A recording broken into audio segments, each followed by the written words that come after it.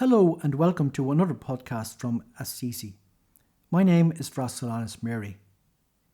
Many of you, I am sure, will have heard of St. Maximilian Mary Kolbe, the Polish Conventual Franciscan priest who died in Auschwitz concentration camp during the Second World War. In this podcast, we will take a brief look at his life and martyrdom. St. Maximilian, who had been christened Raymond, was born in 1894 in Poland. His family were good Catholics, and every evening at home they would pray the rosary together. Like many young boys, Raymond would get into mischief and try his mother's patience. One day, when young Raymond was about 10 years old, Mrs. Kolbe said to him, "Raymond, what is ever going to become of you?" After this incident, there was a remarkable change in young Raymond's behaviour, a change for the better. His mother wondered why and questioned him, and eventually the boy revealed his secret. He told his mother how her reproach had bothered him so much that he turned to his heavenly mother and asked her the same question. "Mother of God, what will become of me?" He then went to the parish church and asked the Holy Virgin the same question again. "What will become of me?" The Holy Virgin appeared to the young boy, holding in each of her hands a crown, one white, the other red. She asked Raymond to choose one of them. The white one signified purity, and the red one, martyrdom. The young boy replied, "I choose both." This early mystical experience was to be an indicator that heaven had a great plan for Raymond. Raymond's calling from an early age had been to the priesthood. He was very impressed by a parish retreat given by a visiting conventual Franciscan priest, and both of his parents were members of the Third Order of St. Francis. So he decided to enter the conventual Franciscan order. In the order's minor seminary, Raymond was a brilliant student, especially in science and maths. In this regard, we should note that later on in his student years, during his free time no doubt, he sketched out a detailed plan for a rocket that would be able to travel into space. Many years later, this sketch was examined by scientists, and their verdict was that the rocket would have worked. Raymond had a strong devotion to the Virgin Mary, and he trusted in her guidance. He went on to make his religious vows, receiving the religious name of Maximilian. He was sent to Rome for further studies, and it was there that he was ordained in 1918.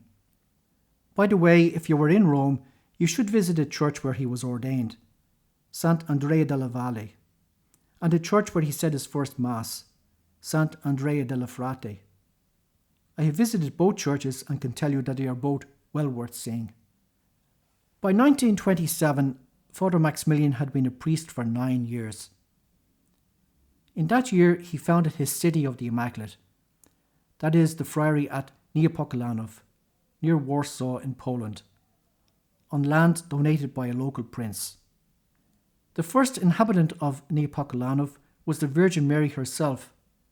Her statue was set up on the vacant land. This friary would go on to house one of the biggest religious communities in the world, over 750 friars.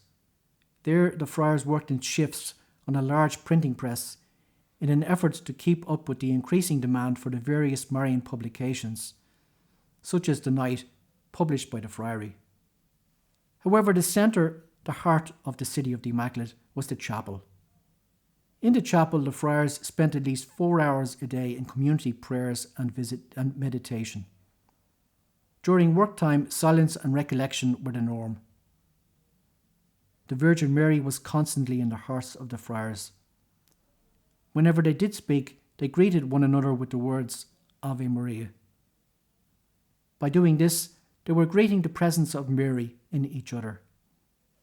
Like St. Francis himself, Father Maximilian was always charitable towards the sick friars. Every day he would visit them, and was often heard to say, "The sick friars do the most work." Community poverty was strictly observed in the friary. However, the best and most modern equipment was used for the cause of the Immaculata. There is no contradiction in this. The story is related that one day a visiting priest stopped before one of the huge rotary presses in the printing plant and asked Father Maximilian a question. If St. Francis were alive today, what would he say about all these expensive printing machines? Father Maximilian was quick to reply, why, he would roll up his sleeves like these good brothers and turn the presses at full speed, using this modern means of spreading the glory of God and the Immaculata.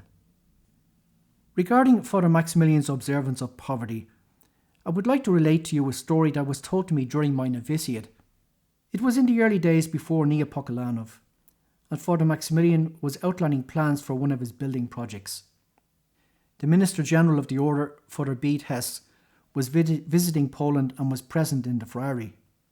Father Bede questioned Father Maximilian as to how the insurance costs would be met. Father Maximilian simply replied that divine providence would be his insurance policy. Now, Father Bede was a very learned and a very holy man. In later years, he would relate this story himself, adding, I deserved the correction.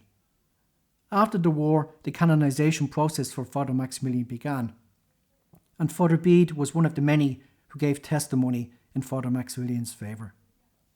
Father Maximilian wanted to open up a house in China, and he and several other friars travelled to the Far East in 1930 for this purpose. However, at that particular time, it was just not possible to open up a house in China. So Father Maximilian and two of the friars travelled across to nearby Japan, arriving in the city of Nagasaki. Their first act was to pay a visit to the local church to give thanks for their safe arrival. In front of the church was a statue of the Immaculata, as though to welcome them. Father Maximilian took this as a good sign and predicted, our future work here would be very fruitful. Father Maximilian set about producing the night magazine, just as he had did in Neapocalanov. One of the friars was assigned by Father Maximilian to learn how to typeset the magazine in the complex Japanese alphabet. The night magazine would become the first publication in Japanese to be typeset by a European. The circulation of the magazine continually increased, and it eventually became the largest Catholic publication in Japan, bringing about many conversions to the faith. The life of work and prayer continued in Nagasaki, as in Neapocalanov. The Buddhist religion is very widespread in Japan, and Buddhist monks would come to visit the friary. These monks were well received by Father Maximilian. Listeners should remember that ecumenical encounters such as these were not so common in the days before the Second Vatican Council. These Buddhist monks were very impressed with Father Maximilian and the friars. The friars soon outgrew their friary and needed to move to a bigger building. They found a piece of land situated on the steep slopes of Mount Hikosan, on which to build a new friary. The move took place in 1931, and the new friary was named Mujenzai Nusono, which translates as Garden of the Immaculate. A large statue of the Immaculata was placed on the highest point of the property. It turned out to be providential that Father Maximilian did not build his Garden of the Immaculate in the centre of Nagasaki, in the Catholic Urami district. On the 9th of August 1945, this area was completely destroyed by the terrible atomic bomb. The Garden of the Immaculate, however, was untouched, being protected by the mountain that separated it from the centre of the explosion. On the 1st of September 1939, Poland was invaded by Germany. Neapocalanov was taken over by the invading army, and the remaining friars, including Father Maximilian, were deported to a detention camp in Germany.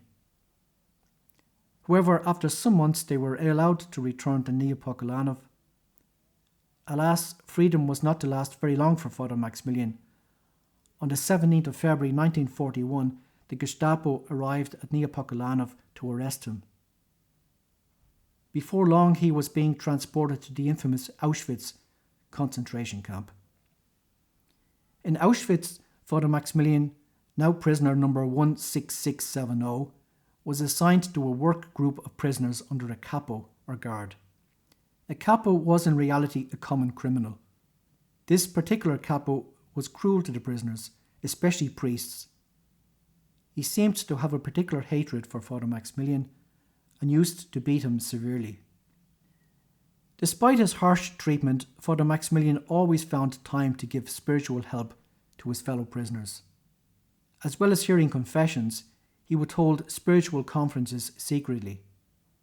Eyewitnesses have testified that Father Maximilian held the undivided attention of these poor, starving prisoners. Father Maximilian was not destined to live very long in Auschwitz. One day in July of the same year, 1941, it was announced by the camp's brutal SS officer, Colonel Fritsch, that a prisoner had escaped. Fritsch ordered the remaining prisoners to line up in the hot weather, and should the escapee not be found, he would choose 10 of them to die in the infamous starvation bunker. One of the men eventually chosen cried out in the Polish language, "Oh, my wife, my poor children, I will never see them again." Suddenly there was a commotion in the ranks.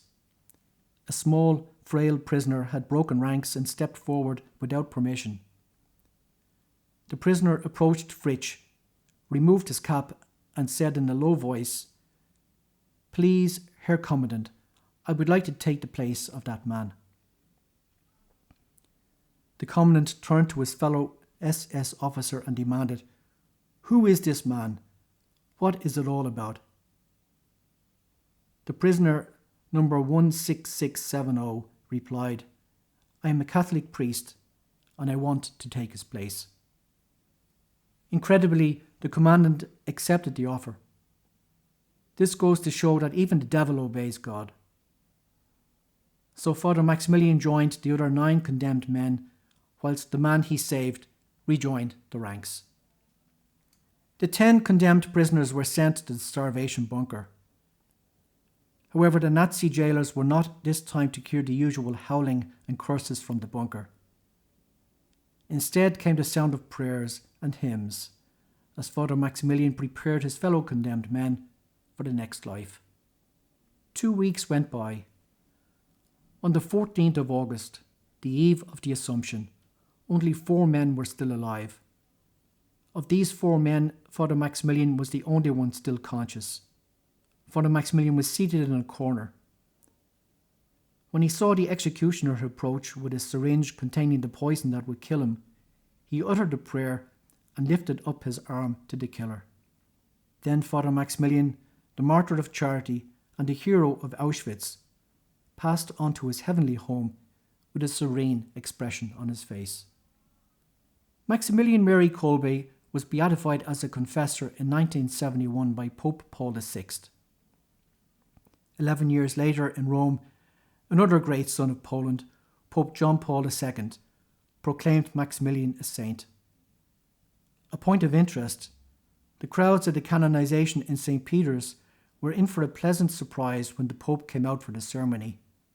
He was wearing red vestments, the vestment the priest wears when celebrating a Mass for a martyr. Pope John Paul would not only proclaim Father Maximilian a saint, he would proclaim him a martyr. Today, St. Maximilian is often invoked as the patron of prisoners and the patron of drug addicts. Listeners may be wondering what happened to the man whose life was saved in Auschwitz when Father Maximilian stepped into his place. The man's name was Francis Gajowniczek.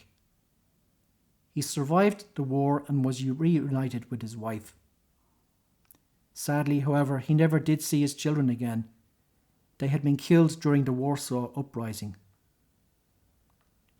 Mr. Gajowniczek attended both the beatification and the canonization ceremonies for Father Maximilian. He spent the rest of his life travelling the world giving testimony about St. Maximilian. A conventual Franciscan priest, Father James McCurry, accompanied Mr. Gajowniczek on many of these travels. Father McCurry tells us the story of one occasion. On this particular day, Mr. Gajowniczek began to look tired. Father McCurry asked him whether he would like to rest that day rather than travel to the planned speaking engagement. Mr. Gajowniczek shook his head and replied, "No, the debt still has to be repaid."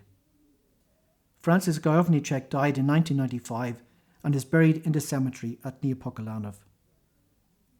I do hope that you enjoyed this programme on St. Maximilian Mary Kolbe. St. Maximilian was a profound theologian and left us a wealth of spiritual teaching, in particular relating to the Virgin Mary. In future podcasts, I plan to take a look at his spiritual legacy. So until our next podcast, this is Solanus Mary saying, thank you for listening and God bless.